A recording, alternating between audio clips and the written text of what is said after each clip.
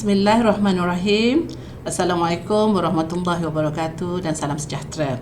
Sebelum saya memulakan taklimat, izinkan saya untuk mengalu-alukan kedatangan anak-anak semua ke Pusat Asasi UiTM Kampus Dengkil. It is an honor to have you as part of our family. Okay. So, hari ini tugas saya adalah untuk menyampaikan taklimat yang berkaitan dengan satu akta, iaitu yang dinamakan Akta Tata Tertib, ya. Nanti sekejap lagi saya akan ceritakan, ataupun dia famously known as Akta 174. Okay. Let me see. Okay, so this is taklimat Akta 174. Okay, ataupun nama penuh dia ialah Akta Institusi Pelajaran, dalam bracketnya Tata Tertib. Tata Tertib ini dibubuh dalam bracket kerana ianya specifically mengenai tata tertib, ya. You punya behaviour, you punya action sepanjang berada menjadi ahli keluarga UiTM 1976. Okay. Jadi the reason kami memberikan anda semua taklimat ini kerana di dalam undang-undang kita ada satu maksim yang dinamakan sebagai ignorantia juris niminim excusat. So, bagi mereka yang akan membuat asasi law, ini adalah maksim undang-undang yang sah, ya. Saya bukan buat-buat benda ni. So, apa maksud ignorantia juris niminim excusat? Ianya bermaksud apa orang kata, ignorant of law is not an excuse. Okay. So, next saya akan ini adalah slide untuk menunjukkan apakah konten atau kandungan saya punya taklimat pada hari ini. Saya akan buat ni dengan secara ringkas yang bolehlah. Kalau anda lebih berminat, especially kepada mereka yang membuat asasi law, silalah periksa ataupun download akta ini, ya. So, pertama saya akan mengenalkan secara ringkas apakah itu akta ini, kemudian apakah yang dimaksudkan dengan pegawai penguatkuasa, kemudian apakah itu lembaga tata tertib, kemudian saya akan menceritakan tentang prosedur pra perbicaraan dan perbicaraan, kemudian apakah yang dikatakan atau dikategorikan sebagai kesalahan tata tertib, dan seterusnya penalti akibat melakukan kesalahan dan didapati bersalah oleh jawatankuasa ataupun lembaga tata tertib, dan aku janji. Okay. So, ini adalah pengenalan Akta 174. Akta 174 adalah satu akta yang telah diluluskan oleh Parlimen. Ini bukan UiTM buat, ya. Ini adalah kelulusan satu perundangan yang telah diluluskan oleh Parlimen. Okay. So, di dalam akta ini, ya, atau saya rujuk dia sebagai Akta 174 lah, ya. Di dalam akta ini ada beberapa perkara yang disebut, ya. Jadi saya tak akan melihat keseluruhannya, tetapi saya nak bagi tahu ini adalah lebih kurang kandungannya, ya. Di dalam itu ditakrifkan siapakah yang dikatakan sebagai pegawai penguatkuasa. Jadi you jangan nanti apabila ditahan dan disoal oleh mana-mana pihak, you akan tanya, kau siapa? Ini berlaku, ya. Kau siapa nak tegur aku? Ini perkataan seumpama ini sebelum boleh dikeluarkan, sila pastikan anda arif siapakah mereka. Kalau mereka menegur kerana mereka diberikan kuasa oleh Parlimen, okay, jadi pegawai penguatkuasa. Kemudian saya juga dalam ini juga diberikan prosedur perbicaraan dan juga penalti kesalahan. Kemudian penalti ni ialah hukuman lah, ya. Kemudian kesalahan akta induk, dia terbahagi kepada dua, ya, akta ini. Satu induk, iaitu akta yang sebenar. Kemudian di dalam akta ini yang lebih kita nak baca ialah dia punya jadual. Di dalam jadual ini disenaraikan dengan lebih kemas lagi apakah kesalahan-kesalahannya, ya. So, di dalam jadual ini dia dibahagikan kepada antaranya 3 bahagian. Pertama, diletakkan kesalahan yang berkaitan dengan tata tertib am. Kemudian bahagian 2, tata tertib college, dan yang ketiga, tata tertib lalu lintas jalan. Jadi bahagian 3. Jadi ini adalah antara secara ringkasnya, ya. Okey. Tadi saya janji nak cerita pegawai penguatkuasa, now saya tunaikan janji tersebut. Jadi pegawai penguatkuasa, yang pertama di bahagian hal ehwal pelajar. Hal ehwal pelajar, kalau you dengar nanti ataupun you dah dengar ke taklimat daripada pengarah, timbalan pengarah ehwal pelajar, jadi dia punya own group, ya, dia punya own unit. Jadi dalam unit ini ada macam-macam. Ada pensyarah pun ada dalam tu, ketua unit, pelbagai unit, pengurus asrama, pegawai eksekutif, penolong pengurus asrama, pegawai penghuni asrama. Ini, ladies and gentlemen, adalah pegawai penguatkuasa. At any time, you can be stopped and asked to explain yourself. If they find that you are not behaving in accordance to any rules. Okay. Next ialah hak ehwal akademik. Di situ ada penolong pendaftar, ada pegawai eksekutif, ketua program, koordinator, pensyarah jurulatih. Ini semua adalah pegawai penguat kuasa. Kemudian di bahagian keselamatan, obviously ini adalah tugas utama mereka untuk menguatkuasakan semua yang telah termaktub di dalam akta, ya, polis bantuan. Get to know your polis bantuan. They are not that bad. Ya, kemudian perkara-perkara yang berhubungan sasiah rupa diri, cara mana you present yourself semasa belajar di sini, mengenai moral, mengenai akhlak adalah tanggungjawab semua pihak, dengan kata lain, ya. Jadi jangan pergi you masuk library dengan tidak mematuhi sasiah, ditegur oleh salah seorang pegawai perpustakaan, kata kau siapa, ya. Bukan polis bantuan sahaja yang boleh menegur ataupun mengeluarkan saman, ya. Pegawai-pegawai yang saya sebutkan ini semua boleh mengeluarkan saman, ya. Okey. Now, bila you didapati bersalah, ada aduan, ya, yang dibuat terhadap anda atas apa-apa kesalahan, ya.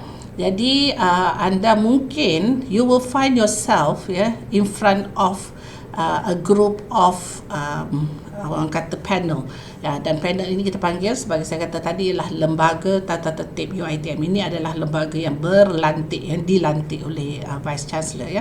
Jadi lembaga ini dipengerusikan sama ada oleh timbalan rektor atau pengarah ataupun timbalan-timbalan pengarah, ya. Dia diturunkan kuasa. Jadi lembaga tata tertib ada pengerusinya, kemudian dia ada ahli. Okay, ahli ini adalah ahli yang dilantik lah. Dia dilantik oleh Vice Chancellor, ya. Jadi lantikan ini boleh daripada ketua KPP, ketua pusat pengajian, kemudian ketua program jika ada, koordinator dan ahli-ahli lain lah. Macam contohnya saya adalah ahli yang dilantik. Okay, so saya akan duduk dalam lembaga tata tertib di sini. Okay, kemudian kita akan ada seorang penasihat undang-undang untuk hadir bagi memastikan perjalanan pembicaraan tata tertib pada hari itu adalah mengikut lunas undang-undang yang sepatutnya. Kemudian dia mesti hadir, ya. Kena quorum, ataupun the minimum numbers yang mesti hadir ialah setengah daripada jumlah ahli yang dilantik. Jadi setiap semester akan ada pelantikan baru, jadi kita tak tahu jumlah dia, tak tentu. Jadi setengah daripada jumlah yang dilantik oleh Vice Chancellor. Okay, ini adalah proses tata tertib. So please pay particular attention because this is your right, ya. Proses tata tertib ialah begini. Selalunya dia akan dimulakan dengan aduan kes. Now, dengar sini, ya, anak-anak. Aduan kes ini boleh dibuat oleh anda sendiri, ya, bukan dibuat oleh staf saja, dia boleh dibuat oleh anda sendiri. Jadi jika contohnya ini saya dah mengajar di sini, saya dah duduk dekat dalam UiTM, jadi keluarga UiTM lama, saya dah duduk berkecimpung dalam proses tata tertib ni pun lama, ya. Jadi antara kes yang selalunya saya kesian ialah apabila pelajar cuba mengambil tindakan sendiri. Contohnya bila you duduk kat asrama, akan adalah kes-kes seperti curi lah, things like that. Ada kecurian yang you boleh forgo, you boleh forgive, kan. Macam tak kisahlah, ya, dia ambil aku punya keropok je satu, kan. Okey. Tapi ada kes curi yang lebih besar. Contohnya dia curi laptop awak, ya, yang memang nak digunakan, especially sekarang, things like that. Jadi apabila ada kes curi seperti itu, contohnya, you jangan pergi serang orang yang you rasa ataupun suspek mencuri, ya. Apa yang you buat ialah you pergi kepada polis bantuan dan isi aduan, ya, supaya satu kertas siasatan boleh dibuka terhadap aduan awak ni, ya. Jangan pergi kat sana, sebab bila you pergi ada banyaklah kes di mana student cuba untuk menyelesaikan masalah ini sesama sendiri. So apa yang berlaku, you bawa geng, you pergilah, contohnya adalah you rasa si Ali inilah yang mencuri. Minta maaf, ya, Ali Ali, jika ada sesiapa nama Ali kat sini, ya, minta maaf banyak, ini contoh saja. Jadi say lah si Ali ni. Ya, so Ali ni akan di approach oleh orang yang suspek dia mencuri. So you punya tujuan mungkin pada awalnya hanyalah untuk bertanya benar ataupun tak. Tapi biasanya, ya, dia akan jadi escalated menjadi something else. Tambahan you bawa geng pula. Bila bawa geng ni, you lagi makin berani kan. So konsep bawa geng pergi tanya orang ni pun dah menunjukkan you bersifat gangster. Ya, jadi itu merupakan kesalahan in itself. Kemudian dah bergaduh pula.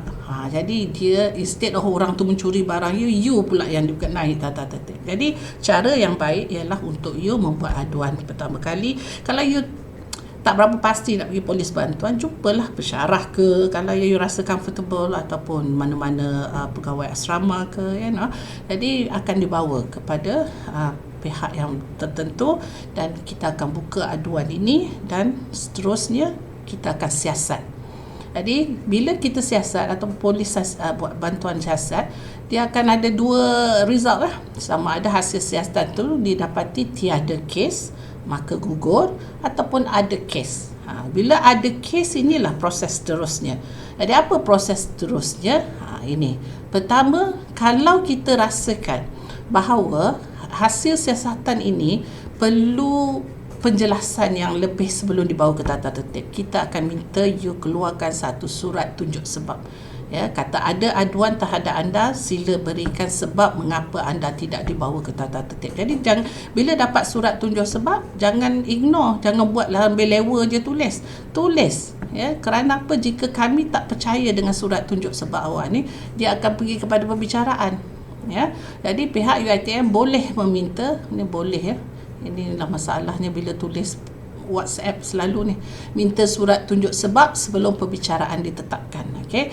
Nah, jika ada kes kita tak nak surat tunjuk sebab, kita rasa dah cukup, dah hasil siasatan tu memang jelas, maka kita terus kepada perbicaraan. Ataupun kita minta surat tunjuk sebab, tapi surat tunjuk sebab awak tak cukup kukuh, tak cukup kuat, maka kita bawa awak ke perbicaraan. Jadi perbicaraan pun ada dua keputusan. Satu, keputusan tidak bersalah, kita lepaslah, tak ada rekod dicatat. Kemudian yang kedua ialah bersalah. Ya, bersalah ini memang ada rekod catatan. Kemudian bila dah bersalah, the next job yang kita lembaga tata tertib akan buat ialah kita jatuh hukum. Ya, jadi ini bukan bermakna berakhir. Ya, selepas itu akan ada rayuan. Ini untuk awak.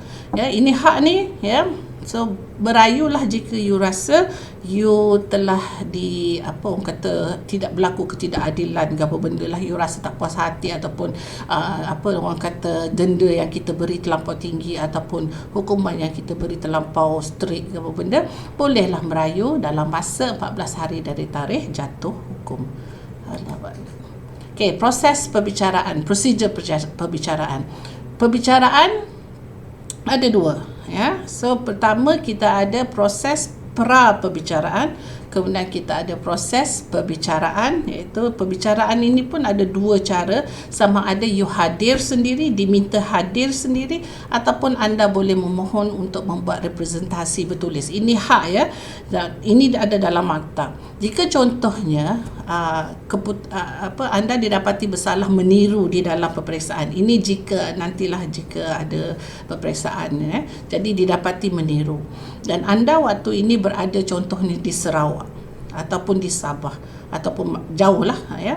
Jadi kita tetapkan satu tarikh untuk perbicaraan, dan untuk anda datang untuk perbicaraan satu hari itu adalah tidak begitu orang kata baik untuk situasi you nak bayar and everything. So apa yang berlaku ialah you boleh mohon kepada jawatan kuasa tata tertib untuk membuat you punya representasi bertulis. So you akan maklumkan, you akan nulis, beritahu bahawa apa yang berlaku pada hari itu ada ini, you lampirkan jika ada sebarang bukti. Itu boleh juga.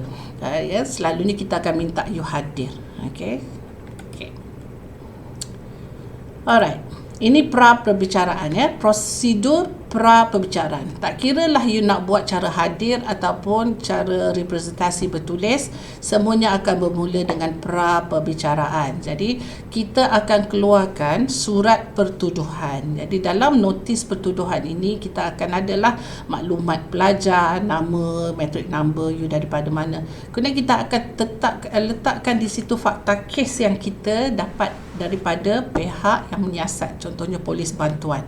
Kemudian apakah daripada fakta kes ini, apakah kesalahan yang telah awak lakukan, kemudian apakah peruntukan Akta 174 yang berkaitan dengan kesalahan ini. Kemudian kita akan letakkan tarikh, masa dan tempat perbicaraan. Tolong cek ya. Kerana apa? You jika diminta ke tata tertib perbicaraan dilakukan terhadap anda nak tahu apakah sebenarnya yang you nak sebut, nak cakap kepada lembaga supaya kesalahan ini dapat dipertimbangkan dengan sewajarnya. Jangan masuk saya tak tahu, saya tak tahulah, itu senyap sengih-sengih. No ya, ini serious matter, sebab whatever happen will go into you punya own records ya. Bila ada rekod ini masalah sikit ya, jika nak mohon, nak melanjutkan pelajaran ke apa benda ya. Jadi apabila surat pertuduhan ini telah siap, dia akan dihantarkan kepada anda ya. Jadi please check ya. Kemudian dalam masa perbicaraan ini, sebelum perbicaraan, you boleh ya, ada beberapa hak ya. Satu hak ialah di dalam kaedah 5/3B, di mana anda berhak untuk membawa wakil. Ya, jika anda ni jenis yang nervous, yang tak tahu nak bercakap, yang tak tahulah ya apa benda ni, tak boleh bercakap for yourself, cannot stand up for yourself, so you boleh minta staff mana-mana yang sanggup ataupun sebarang pelajar. Ya, kadang-kadang orang bawa pelajar undang-undang ya, asasi undang-undang tu. Kalau budak sains dipertuduhkan, dia akan bawa kawan dia daripada asasi undang-undang untuk mewakili dia. Boleh juga, tak ada masalah ya. Kemudian kaedah 5/3C, tapi dia kena maklum ya kepada jawatan kuasa. Kemudian kaedah 5/3C, hak untuk representasi bertulis. Saya sebut tadi ya, jika diminta hadir tetapi you jauh kat Sarawak, kat Sabah semua, you boleh mohon untuk membuat satu representasi bertulis dan tak perlu hadir. Kemudian yang ketiga ialah hak untuk membawa saksi atau bukti. Jangan main cakap ada kawan saya nampak. Tak boleh macam tu ya. Ada kawan saya nampak, produce kawan saya. Saya ada dokumen menunjukkan bahawa saya hadir, tunjuk, produce. Jadi kita boleh menimbangkannya, tak main mulut sahaja. So you berhak, ini hak ya, membawa saksi, dan setiap saksi yang masuk boleh memberikan testimoni dia dan kami boleh cross examine dia ya. Kemudian hak untuk membawa ibu bapa atau penjaga. Jadi kalau you nak ibu bapa you masuk, boleh. Jadi mohon juga beritahu maklum pada jawatankuasa. Tapi bila ibu bapa masuk, bila penjaga masuk, dia masuk sebagai observer ya. Tidak boleh bercakap, tak boleh membela ke, mohon ke, tak boleh ya. Jadi dia hanya observe sahaja. Kemudian jika you gagal untuk hadir perbicaraan seperti tarikh, masa dan tempat yang telah diberitahu di dalam surat pertuduhan, you pelajar akan digantung pengajian. Ini disebut di dalam akta ya. Ini bukan UiTM nak ya. Pelajar bukan digantung pengajian. So you have to pack your things and you have to leave UiTM. Sehingga bila? Sehingga another lembaga sehingga di lain masa lembaga bersidang ya. Jadi it could be months, it could be days, it could be weeks ya. Jadi please ya, make sure if you can't come, maklum, jangan duduk diam-diam saja ya. Okey, prosedur jika tidak hadir. Okey, prosedur jika hadir. Ini jika you, tadi saya kata ada dua kan prosedur perbicaraan, satu hadir, satu representatif bertulis kan. Jika hadir, so ini adalah prosesnya. Surat pertuduhan dikeluarkan, so dia sama ada nak wakilkan orang lain untuk diri dia atau wakil sendiri, boleh. Kemudian hari perbicaraan mereka kena hadir. hadir tu tolonglah patuhi sasiah rupa diri ya, jika nanti kalaulah you balik ke dalam UiTM kan, tolong hadir tu pakai properly. Nah, staf atau pelajar memberi pembelaan dan menyoal balas saksi. UiTM akan keluarkan saksi, polis bantuan ke yang membuat siasatan ataupun apa sahaja dokumentasi. You boleh tanya, you boleh soal balas setiap saksi, setiap dokumen ya. Kemudian keputusan pun boleh diberi hasil daripada perbicaraan tersebut, bersalah ataupun tidak bersalah. Kalau tak bersalah, selesai. Kalau bersalah, kita berikan you ruang untuk membuat mitigasi. Mitigasi ni ialah untuk pembelaan supaya hukuman tu tak berat lah. You berilah mitigasi, kata saya mohon pihak lembaga tata tertib tidak membuang saya daripada institusi ini kerana bagilah sebab saya telah banyak menyumbang kepada UiTM, something like that. Kemudian daripada mitigasi ini kita akan bersidang, lembaga akan duduk bersidang, dan hasil sidang ni kita akan timbang lah adakah sumbangan awak itu perlu diambil kira ataupun tak ya. Kemudian hukuman pun dijatuhkan dan you boleh rayu. Ini jika representasi bertulis, surat pertuduhan dikeluarkan, pelajar membuat representasi bertulis sebelum atau pada tarikh perbicaraan. Tulis tu jangan selepas tarikh pula. You berikan you punya representasi bertulis sebelum perbicaraan.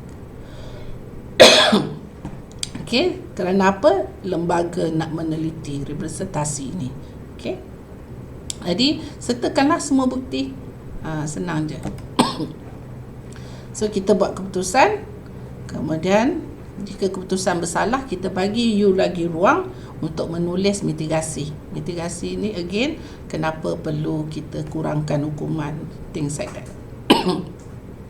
Hukuman jatuh dan maklum pada pelajar, still boleh rayu.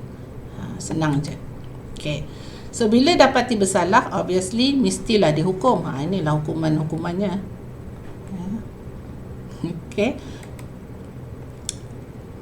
Jadi, section kaedahnya ialah kaedah 48. Ya. Jadi, seorang pelajar yang dapati bersalah boleh dikenakan mana-mana satu daripada hukuman berikut atau mana-mana dua. Jadi, tak tertaluk satu je. Kalau kita rasa perlu bagi 2, 3 ke, ya, kita boleh juga. Okey, antara penaltinya ialah pertama ialah amaran. Ini yang paling ringan lah. Tapi amaran pun dia note dia di dalam rekod you. Jadi tolong make sure tak payah buat sebarang kesalahan ya. Amaran, kemudian denda tidak lebih RM500 ya. Kita pernah mendenda student dengan RM500 kerana dia memusnahkan harta UiTM ya. Kemudian kita gantung kemudahan, mana-mana kemudahan yang kita beri kepada pelajar kita boleh tarik balik jika pelajar itu telah menyalahgunakannya. Gantung daripada mengikuti pengajian untuk tempoh tertentu. Ini you kena keluar lah. Okey, untuk selalunya kita gantung 1 semester. Ya, tidak dibenarkan menduduki perpesaan. Ini untuk kesalahan-kesalahan tidak hadir kuliah yang berlebih-lebih ya. Hanya datang satu bulan sekali ataupun 2 bulan sampai lecturer pun tak kenal dia tu betul ke tidak student. Ini semua boleh menyebabkan anda tidak dibenarkan menduduki perpesaan yang hukumannya. Kemudian eksklusi dari mana-mana bahagian institusi untuk tempoh tertentu. Ini contohnya kemudahan seperti penggunaan library ataupun pinjaman buku. Mungkin you boleh pergi library tapi tak boleh pinjam buku kerana you telah memusnahkan buku. Things like that. Dan yang paling ekstrim adalah buang dari institusi. Jangan kata kita tak pernah buang, kita cuba untuk tidak membuang seorang pun pelajar kita, sebab ini kita rasa tidak baik untuk pelajar tersebut punya masa hadapan. Tapi nak buat macam mana ya, jika dah terpaksa kita akan buang. Ini macam kes dadah ya, kes membawa menjual minuman keras, kita buang lah. Okey, jika digantung, dieksekusi, dibuang, ini untuk ekstrim lah, hukuman-hukuman yang sangat serius ya. Salinan surat yang berkenaan perlu diserahkan kepada jadi surat hukuman ini akan diberi kepada salinannya ibu bapa penjaga, TNC, HEP, HEA dan Senat.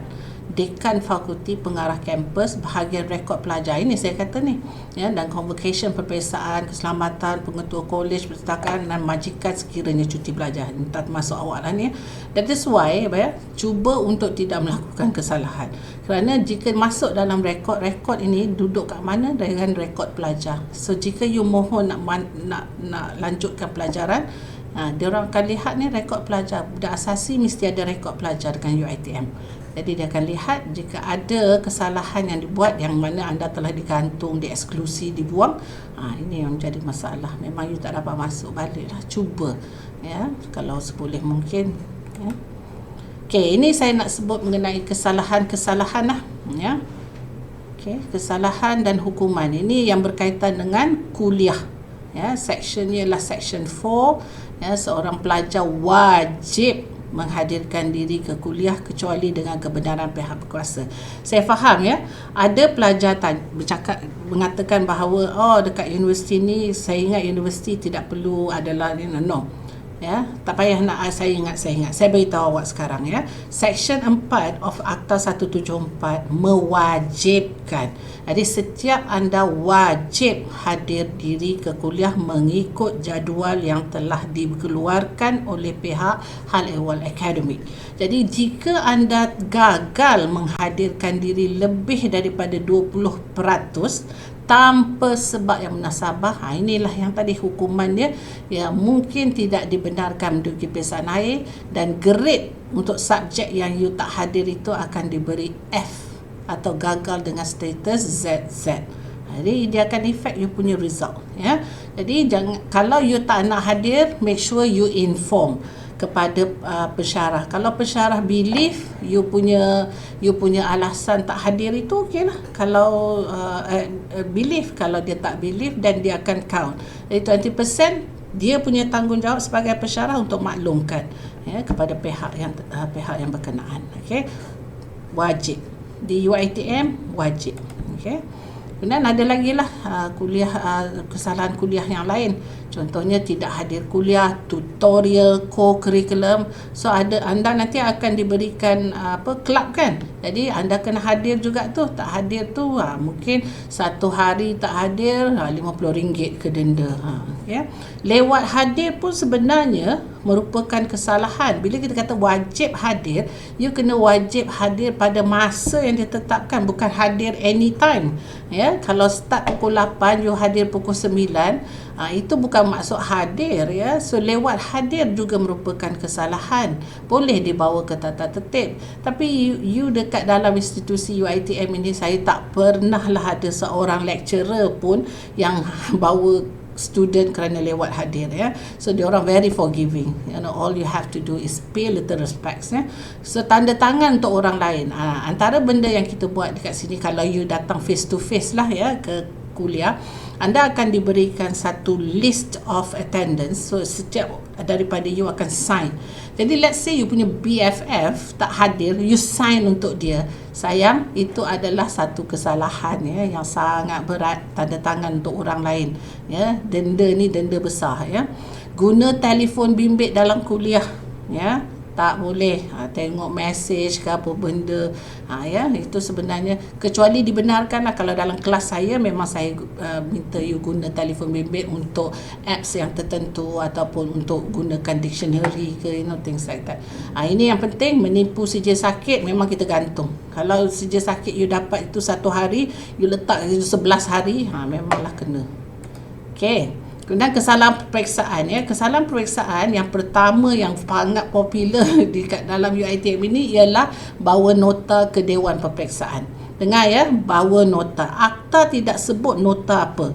Dia kata bawa nota. Kalau apa yang kita temui adalah dokumen yang tidak dibenarkan bawa masuk, maka ianya in itself merupakan kesalahan. So kita baca pula nota tersebut, dan rupanya nota tu berkaitan dengan subjek yang you tengah sit on that day, dan kalau didapati bersalah, gantung terus, ya. Gantung ni satu semester, dan subjek dapat grade F. Okay. Kalau nota yang you bawa ialah tidak berkaitan dengan the paper that you are sitting on that day, maybe itu adalah nota semalam, ya, yang you telah cuai untuk mengeluarkannya, maka ini juga merupakan kesalahan. Jangan kata ini nota tak berkaitan apa, so tak salah. No, dia sebut tadi apa? Nota tak sebut berkaitan atau tidak berkaitan.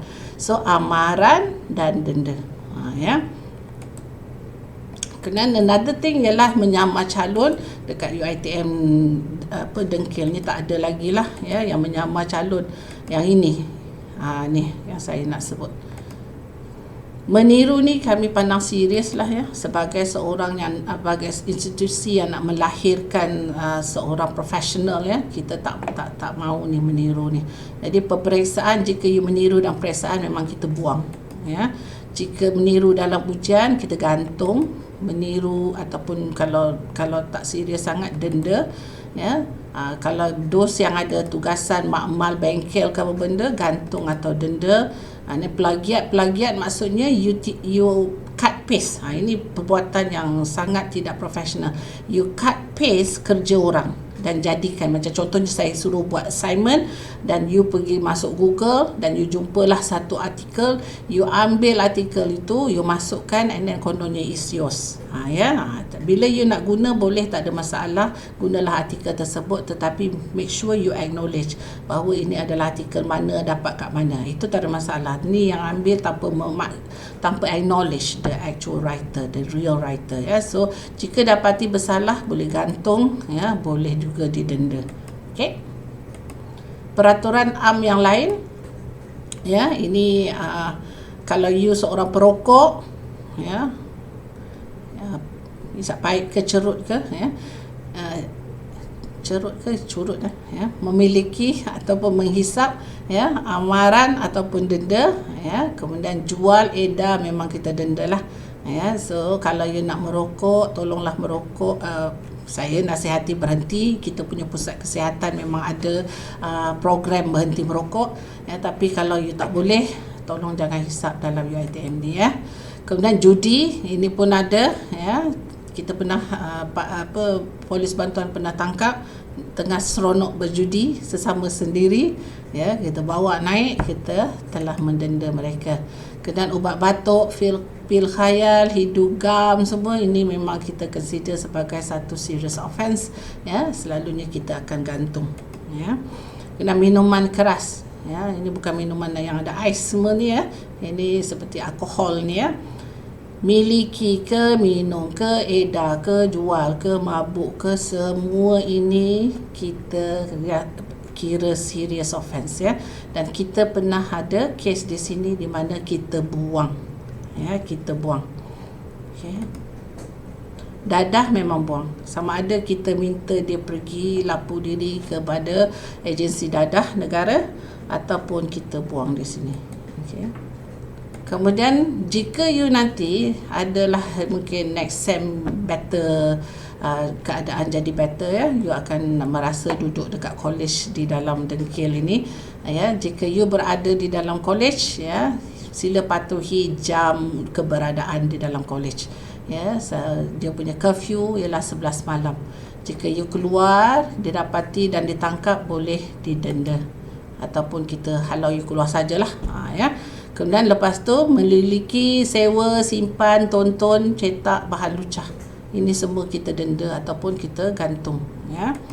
Kemudian membuat kenyataan palsu, menipu, palsukan dokumen, denda gantung. Ini macam contohnya MC tadi kan, sedia sakit, semua tu kalau you dapat 11 hari semua tapi you pergi tipu satu hari dapat 11 hari lah, tu semua denda and gantung. Selalu digantung, tak denda dah lah ya.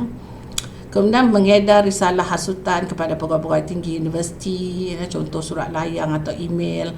Ini kita ada banyak ya. You all kan sekarang ada social media, ada platform untuk meluahkan perasaan. Be very careful ya, make sure apa yang you sebut, apa yang you kata di dalam awak punya social media platform itu adalah benar, bukan melampiaskan kemarahan awak dengan cara menjatuhkan seseorang di dalam institusi. Jika kami dapati ini berlaku, apa yang akan kita buat ialah awak boleh dibawa ke tata tertib. Dan jangan ingat orang tak baca ya, jangan ingat orang tak baca. Ada pelajar yang dibawa ke tata tertib, saya kata itu platform saya ada freedom. Okay, you ada freedom, kita orang pun ada freedom juga. Ya, jadi freedom kita bukan absolute, ya. Apa orang kata, hak asasi untuk bercakap ini bukan absolute, bukanlah mutlak, ya. Dia ada lunas-lunas undang-undang yang you kena patuhi. Ya, jadi sila pastikan, ya, jika nak mengutuk tu terlebih dahulu, pastikan apa yang you kutuk tu adalah satu yang ada base dia. Okay. Kemudian mencuri, ya, tolonglah cari cara untuk tidak membawa macam juris ataupun duit yang banyak, ya, kerana apa yang berlaku, ya, kita tak tahu, ya, ada orang yang ada niat tak baik pada you tetapi you tak tahu kan. Jadi tolong cuba untuk mengelakkan, ya. Jadi jika you bawa juga benda-benda berharga seperti komputer ke apa benda, tolong jaga. Kalau berlaku kecurian dan kes ini dibawa ke tata tertib, denda yang gantung lah. Dan masuki, you nanti duduk kat asrama ke ataupun masuk dalam UiTM, ada tempat yang you boleh masuk, ada tempat yang you tak boleh masuk, ya. Jadi sila pastikan jika ianya dimasuki, anda boleh dibawa ke tata tertib depending on the place that you masuk itu, ya. Jadi dia boleh diberi amaran sahaja ataupun denda ataupun gantung.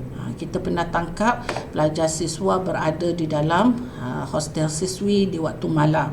Ya, kita pernah tangkap pelajar masuk ke kawasan yang tidak boleh dimasuki oleh pelajar. Dia tak tahu, so kita berikan amaran. Depending lah on the situation.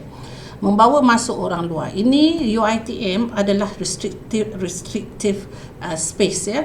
So that's why kita ada polis di hadapan untuk masuk tu kan, sebab tak semua orang boleh masuk, hanya boleh masuk dengan keizinan. Sekarang ni pun saya sebagai pensyarah, disebabkan COVID-19 ni dengan PKP semua ni, saya nak masuk UiTM pun saya kena melalui pelbagai proses. Ya, jadi jika you duduk diberikan kebenaran untuk masuk, anda tidak boleh membawa masuk orang luar, ibu bapa ke, kakak adik ke, ya. Jadi kalau nak bawa masuk, pastikan, ya, polis bantuan tahu mengenai kewujudan orang ini, ya. So amaran, denda, gantung, ya. Kita pernah bawa seorang pelajar yang membawa masuk kawan baik dia, ini kawan kampung dia lah, bawa masuk kat dalam main futsal, futsal, main bola dekat padang bola kat belakang tu. Bila nak keluar kena tangkap, jadi kena denda. Nak bergaduh dengan atau tanpa senjata, sesama pelajar, kaki tangan orang awam. Memang kita pernah buang orang bergaduh ni, kita buang. Yang kita tak nak gangster kat dalam ni, samsing kita tak nak, ya. Jadi kalau cuba duduk berkasih sayang lah, ya. Cuba menghormati setiap orang, ya. Kemudian pengunjung setia pusat hiburan, kelab malam dan pusat hiburan karaoke, ini kalau kita tangkap memang sama ada depends lah, denda ataupun gantung. Kita pernah selalunya sebelum kita bawa mereka ke tata tertib, jika you didapati telah keluar, sebab the reason kita tangkap ini ialah kerana pengunjung setia pusat hiburan ini, pusat hiburan ni di luar waktu kan. Jadi tak ada pusat hiburan buka di siang hari sangat kan. Saya pun tak faham benda lah ni. Saya tak bekerja di sini, tak pernah pergi pun. Tapi bila namanya kelab malam, ya, pusat hiburan karaoke ni bestnya waktu malam lah kan. Jadi bila kita tangkap tu, ya, jadi jangan kata ini tempat yang untuk berhibur. Memanglah untuk berhibur, tetapi ada situasi yang you kena observe, ya, sebagai seorang pelajar UiTM. Okey. Kemudian berkelakuan sumbang, ya. We are not supporting homosexual kat sini, ya. Lesbian ke, ya. Persekududukan tanpa nikah, ini untuk pelajar luar lah. Berduaan di tempat yang mencurigakan, ya. You bolehlah berkapal, ya, tetapi tolong hormatilah tata susila, ya. Kalau didapati awak di tempat yang mencurigakan, adalah banyaklah tempat, I'm not going into detail on this one, ya. Boleh digantung, boleh didenda.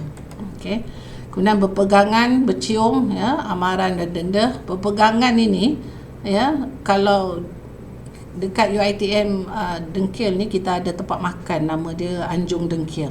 Bila you duduk kat situ, observe you punya behaviour lah. dengan you punya pasangan jika you ada boyfriend atau girlfriend, ya.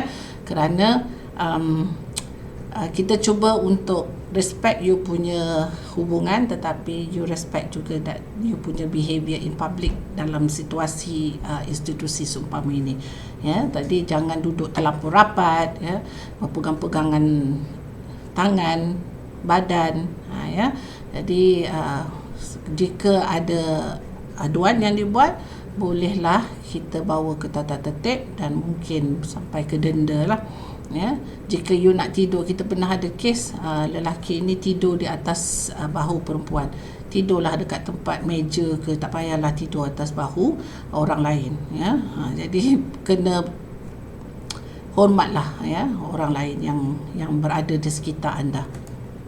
Ini adalah sasiah rupa diri seorang pelajar, ya. Sangat penting kerana kita cuba untuk melahirkan seorang graduan yang bersasiah, yang biasa melakukan aktiviti mengikut sasiah yang tertentu. Bukan kita kata you tak boleh nak pakai t-shirt, tetapi not to class, ya, not to orang kata jumpa you punya lecturer dekat bangunan seperti pentadbiran, ya, pakailah nak pakai apa pun, tapi bukan di tempat yang telah kita katakan tidak boleh, ya. Kalau you datang sini nak tunjuk baju baru yang tidak mendapati profesionalisme yang cuba kita nak wujudkan, tetapi you kata ini adalah viral, ni baju style baru. No, we are not try to orang kata lahirkan fashionista here, ya. Jadi ini adalah simple sahaja, ya, simple sasiah rupa diri. So tolong observe lah, ya, tengok adakah anda memenuhi sasiah rupa diri ini. Kita dah letak kat sini, ya.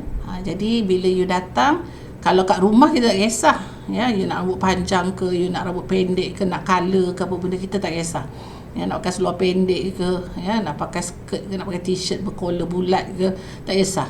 Tapi once you masuk ke dalam UiTM, ya, you kena observe di sasiah rupa diri, ya. So sila pastikan anda faham, ya, dengan sasiah rupa diri ini.